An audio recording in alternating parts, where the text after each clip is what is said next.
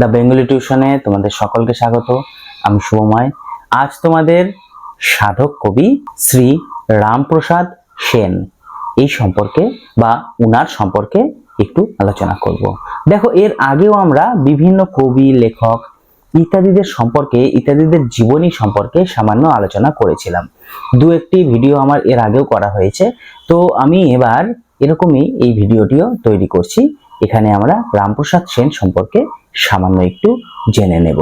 প্রথমেই বলে রাখি, কবি রামপ্রসাদ সেন সম্পর্কে খুব যে একটা তথ্য আমরা পাই সেটা কিন্তু না, কারণ তার সম্পর্কে বিভিন্ন ধরনের তথ্য লুপ্ত হয়ে গিয়েছে বা সেই সময় অনেকে সেই সম্পর্কের তার সম্পর্কে অ্যাকচুয়ালি অনেক কিছু লেখাই হয়নি। তাহলে আমরা কিভাবে সেই তথ্যগুলি পাবো? তবে বাংলার খ্যাতনামা একজন লেখক ঈশ্বর গুপ্ত, সেই ঈশ্বর গুপ্তর দীর্ঘ প্রচেষ্টা এবং তিনি অনেক অক্লান্ত পরিশ্রম করে সাধক কবি রামপ্রসাদ সেন সম্পর্কে অনেক তথ্য আমাদের কাছে তুলে ধরেছেন। ঈশ্বর গুপ্ত তার কোনো এক জায়গায় লিখেছিলেন, দেখো, বাংলাদেশের মধ্যে বা বাংলায় যে সমস্ত লেখকেরা বা কবিরা জন্মগ্রহণ করেছিল তাদের মধ্যে অন্যতম খ্যাতনামা একজন লেখক বা কবি ছিলেন আমাদের এই রামপ্রসাদ সেন। তিনি একাধারে ছিলেন রসিক, একাধারে ছিলেন ভাবুক এবং ছিলেন প্রেমিক। তাছাড়াও তিনি ভক্ত ছিলেন এবং পাণ্ডিত্যে তো ভরপুর ছিলেন। এতগুলো গুণ তার মধ্যে আমরা লক্ষ্য করেছিলাম। রামপ্রসাদ সেন তার এই যে লেখালেখি বা তার এই যে গুণাবলী, এই গুণাবলীর জন্য আমাদের কাছে তিনি সাধক রামপ্রসাদ হিসাবেই পরিচিতি লাভ করেছিলেন।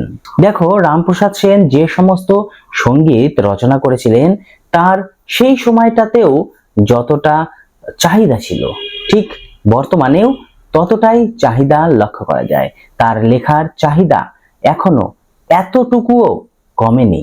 আমাদের এই আলোচ্য কবি রামপ্রসাদ সেন কবে জন্মগ্রহণ করেছিলেন বা তার জন্ম বৃত্তান্ত নিয়ে একটু মতভেদ সমস্ত সমালোচক মহলে লক্ষ্য করা যায়।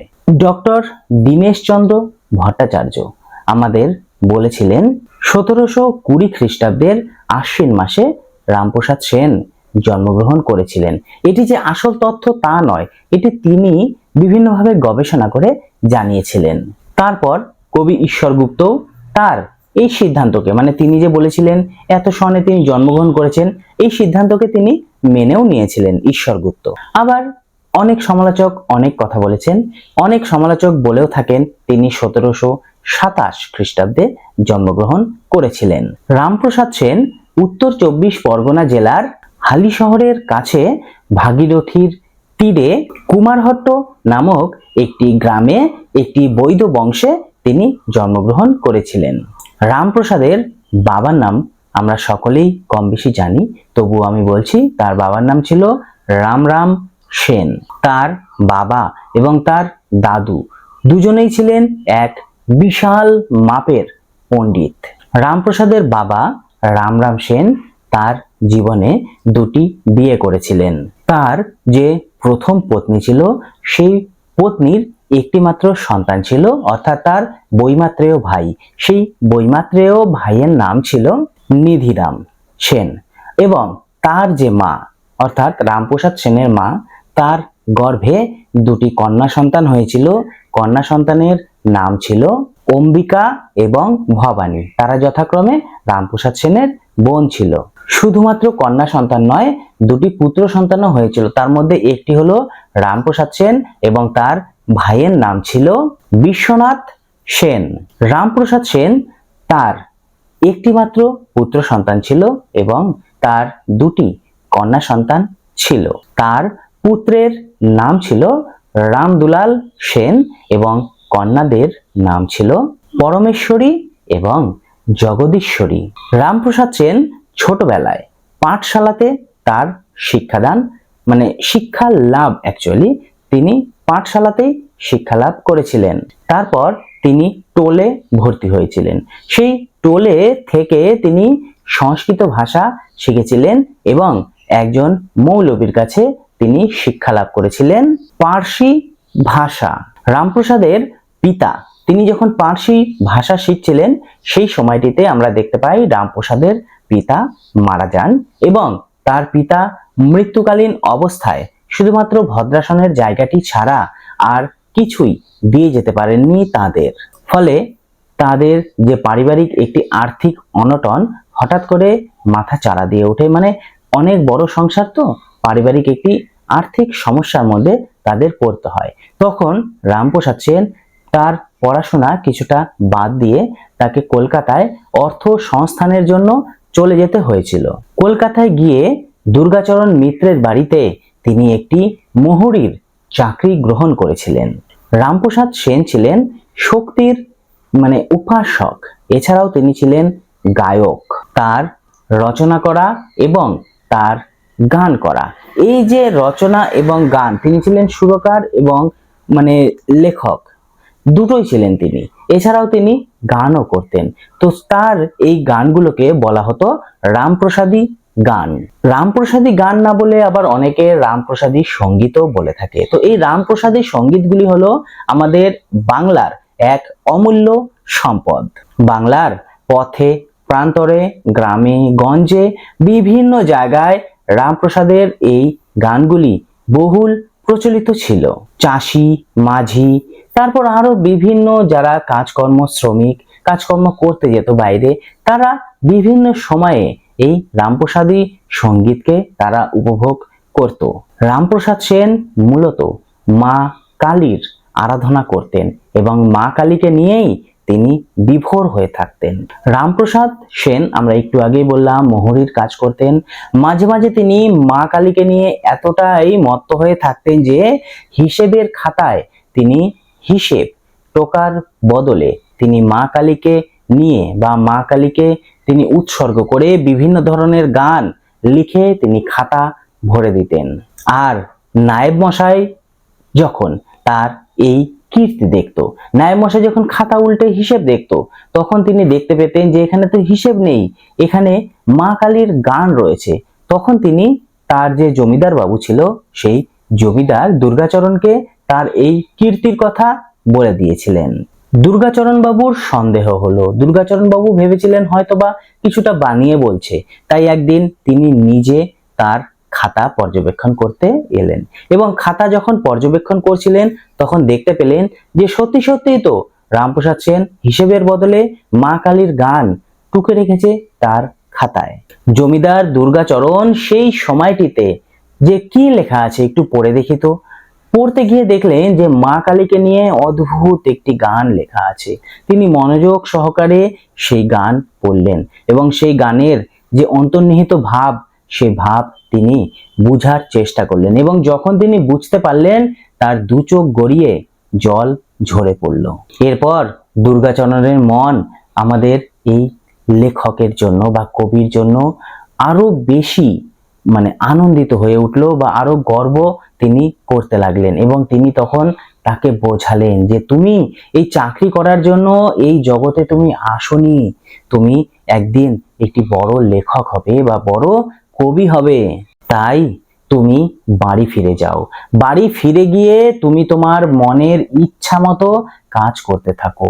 তুমি চাকরির জন্য জন্মগ্রহণ করনি, তুমি অন্য কাজে জন্মগ্রহণ করছো। আর থাকলো টাকা পয়সার কথা, প্রতি মাসে তোমাকে কাজ করতে হবে না, তোমাকে আমি প্রতি মাসে 30 টাকা করে তোমার বাড়িতে পাঠিয়ে দেব। তুমি তোমার মনের মতো কাজ করো, সেখানে গিয়ে কাজ নয়, তুমি মা কালীর আরাধনা করো, লেখালেখি করো, তুমি যেই জন্য জন্মগ্রহণ করেছো সেই কাজ তুমি করো। টাকা পয়সা নিয়ে চিন্তা ভাবনা করতে হবে না, তোমাকে আমি 30 টাকা করে প্রতি মাসে পাঠিয়ে দেব। এরপর টাকা পয়সার তো আর কোনো চাহিদা তেমন থাকলো না, চিন্তা থাকলো না। তিনি কলকাতা থেকে আবার হালি শহরে ফিরে আসলেন এবং পুরোপুরি মা কালীর আরাধনায় বা মা কালীর সাধনায় নিজেকে নিয়োজিত করলেন। রামপ্রসাদ সেনের যে স্ত্রী ছিল, স্ত্রীর নাম হলো সর্বাণী দেবী। যেহেতু রামপ্রসাদ সেন এই মা কালীকে নিয়ে সবসময় মত্ত থাকতেন, তার কিন্তু এই সংসার টংসার ইত্যাদি বিভিন্ন এইসব চিন্তা ভাবনা তার ছিল না। তাই সর্বাণী দেবী তার এই যে সংসার দেখাশোনার দায়িত্ব সমস্তটাই তিনি করতেন। আর রামপ্রসাদ সেন একদম মুক্ত পাখির মতো, পাখি যেমন আকাশে খোলাভাবে উড়ে বেড়ায়, রামপ্রসাদ সেনও পাড়াগাঁয়ে বিভিন্ন দিকে খোলাভাবে তিনি ঘুরে বেড়াতেন। নদীর ঘাটে গিয়ে বসতেন, বিভিন্ন জায়গায় গিয়ে বসতেন এবং মা কালীর গান রচনা করতেন এবং মা কালীকে নিয়েই তিনি চিন্তা করতেন। এবং রামপ্রসাদ সেন মনে করো একটি নদীর ধারে বসে গান করছে, তো সেই নদীর ধারের পাশ দিয়ে তো আরো পথিকবর্গ যায়, আরো নদী দিয়ে বিভিন্ন নৌকোর মাঝি টাঝিরা, আরো বিভিন্ন যারা যাত্রা করে নদী দিয়ে, তারাও সেই সময়টিতে রামপ্রসাদের গান শুনে মুগ্ধ হন এবং তারা তার পাশে এসে বসে তার গান উপলব্ধি করতেন। এইভাবে চলতে চলতে একদিন মহারাজ কৃষ্ণচন্দ্রের কাছে এই রামপ্রসাদের গানের খবর পৌঁছে যায়। শুধু মহারাজের কাছে কেন, নবাব সিরাজদৌল্লার কাছেও তার এই গানের খবর পৌঁছে গিয়েছিল। মহারাজ কৃষ্ণচন্দ্র তার এই মা কালীর প্রতি ভক্তির কথা শুনে তাকে 1 বিঘা জমি দান করেছিলেন। দেখো, এই ধরনের বিভিন্ন কাহিনী রামপ্রসাদ সম্পর্কে প্রচলিত রয়েছে। তো এই ধরনের কাহিনীগুলা আমরা অনেক সমালোচক অনেকভাবে ব্যাখ্যা করেছেন, আমি যতটা সম্ভব তোমাদেরকে বলার চেষ্টা করছি। তো এই ধরনের কাহিনী আরো রয়েছে, সেগুলি হলো যথাক্রমে ধরো, একদিন নিজের বাড়ির সীমানাতে তার মেয়ে জগদীশ্বরীকে নিয়ে রামপ্রসাদ সেন তার ঘেরা মানে বেড়া বাঁধছিল, তার সীমানার যে বেড়া হয় না, সে বেড়াগুলো বাঁধছিলেন। তার মেয়ের তেমন কোনো কাজ ছিল না, মেয়ে ছিল উল্টো দিকে, সে এদিক দিয়ে দড়িটা দিচ্ছিল, তার মেয়ে ওদিক দিয়ে দড়িটা পাস করে দিচ্ছিল, মানে বাঁধতে হবে তো দড়িটা, সেই বাঁধার কাজটি করছিল। আর মেয়েটিও ছিল ছোট সেই সময়। জগদীশ্বরী অর্থাৎ তার মেয়েটি ছোট বাচ্চা মেয়ে, তো বাঁধতে বাঁধতে হঠাৎ করে সে ওখান থেকে উঠে মায়ের কাছে দৌড়ে চলে গিয়েছিল। আর রামপ্রসাদ সেন লক্ষ্যই করেনি যে তার মেয়ে কখন সেখান থেকে উঠে চলে গিয়েছে। সে ওইভাবেই বাঁধছে, মায়ের গান করছে, বেঁধেই চলেছে, শ্যামা মায়ের আরাধনা করছে আর বেড়া বাঁধছে, তার তো অন্যদিকে কোনো খেয়াল নেই। আর এইভাবে গান করতে করতেও তার বেড়া বাঁধার কাজ হয়ে গেল, অথচ তার মেয়ে ওখানে নাই। তাহলে কিভাবে হলো? আবার ওদিকে জগদীশ্বরী তো মায়ের কাছে চলে গিয়েছিল। হঠাৎ তার মনে হলো, এ মা, আমি তো বাবাকে কাজ না করে দিয়েই আমি মায়ের কাছে চলে এসেছি, আমার কাজটা তো এখনো বাকি রয়েছে। সে এসে দেখে কি যে সমস্ত বেড়া বাঁধার কাজ কমপ্লিট হয়ে গিয়েছে। তখন সে বাবাকে জিজ্ঞেস করলো, আচ্ছা বাবা, আমি তো এখানে ছিলামই না, তাহলে বেড়া বাঁধার কাজটি হলো কিভাবে? তার বাবা রামপ্রসাদ জানায়, কেন, তুই তো আমাকে ওপার থেকে দড়িগুলো ঘুরিয়ে ঘুরিয়ে দিচ্ছিলিস, তুই দিলি তাই তো কাজটি হয়ে গেল, আর এখন বলছিস আমি জানি না? মেয়ে বলল, না তো, আমি তো মায়ের কাছে ছিলাম, আমি তো দেইনি। বাপ বেটি মিলে দুজনেই আশ্চর্য হয়ে যায় ব্যাপারটিতে। তাহলে অলৌকিক একটি কাজ কিভাবে হয়ে গেল? ব্যাপারটি আর কিছুই নয়, শ্যামা মা জগদীশ্বরীর রূপ ধরে, জগদীশ্বরী যখন ছিল না, জগদীশ্বরীর রূপ ধরে রামপ্রসাদের কাছে চলে এসেছিলেন এবং কাছে চলে এসে তার মেয়ের রূপ ধরেই জগদীশ্বরীর হাত দিয়ে আর কি সেই কাজটি ওপার থেকে করে দিচ্ছিলেন। আর এইভাবেই কাজটি শেষ হয়েছিল। আর একটি ঘটনা ধরো বলাই যেতে পারে আর কি, রামপ্রসাদ একবার কাশীতে যাবেন বলে ঠিক করেছিলেন। কাশী তো সবাই তোমরা জানো, কম বেশি চেনো, বেনারস কাশী এই নামটি সবাই জানো। সেখানে গিয়ে তিনি মা অন্নপূর্ণাকে গান শোনাবেন বলে মনস্থ করেছিলেন। যাবার পথে একদিন পথ চলতে চলতে রামপ্রসাদ ক্লান্ত হয়ে বসে পড়েছিলেন ত্রিবেণীর কাছে গঙ্গার ধারে। তখন ক্লান্ত হয়ে তিনি বসে পড়েছিলেন এবং বসে পড়ার ফলে তার ঘুম ধরে গিয়েছিল। তখন তিনি স্বপ্নের জগতে চলে যায়। গভীর নিদ্রায় তিনি স্বপ্ন দেখেন মা শ্যামা তার স্বপ্নে এসেছেন এবং স্বপ্নে এসে বলেছিলেন যে তুমি যে কাশী যেতে চাইছো, তোমাকে আর যেতে হবে না, আমি তোমার হৃদয়েই বাস করছি, তোমাকে নতুন করে আর কাশীতে যেতে হবে না, তোমার সেই অমৃত মাখা গান আমাকে তুমি এই ত্রিবেণীর ঘাটেই শোনাও, তাহলেই আমি শান্তি পাবো। তারপর ঘুম থেকে উঠে যথারীতি রামপ্রসাদ সেই স্বপ্ন ভঙ্গ হয় এবং তিনি স্বপ্নের কথা মনে করে সেখানেই গান গাইতে শুরু করেছিলেন। তারপর আর সে কাশী যায়নি। তারপর সে বাড়ি চলে এসেছিল।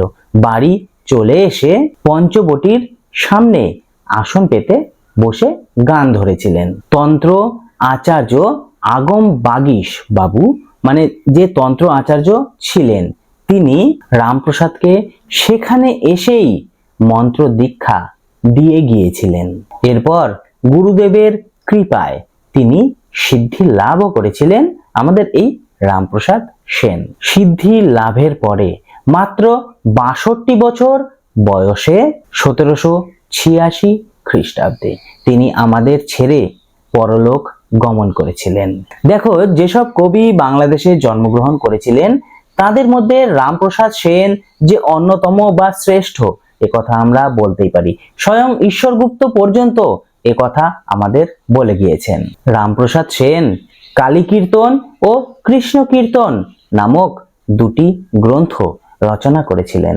মহারাজ কৃষ্ণচন্দ্রের পারমিশন নিয়ে কৃষ্ণচন্দ্রের অনুরোধেই তিনি বিদ্যাসুন্দর নামক একটি গ্রন্থ লিখেছিলেন। রামপ্রসাদ সেন তাই কবিরঞ্জন উপাধি পেয়েছিলেন। দেখো, রামপ্রসাদ সেন সম্পর্কে অনেকটাই বললাম। যদি তোমাদের কোনো ধরনের উপকারে আসে তাহলে আমি ধন্য হব। এরপরে আমরা অন্য কোনো লেখক সম্পর্কে আলোচনায় ফিরবো। আজ তাহলে এটুকুই।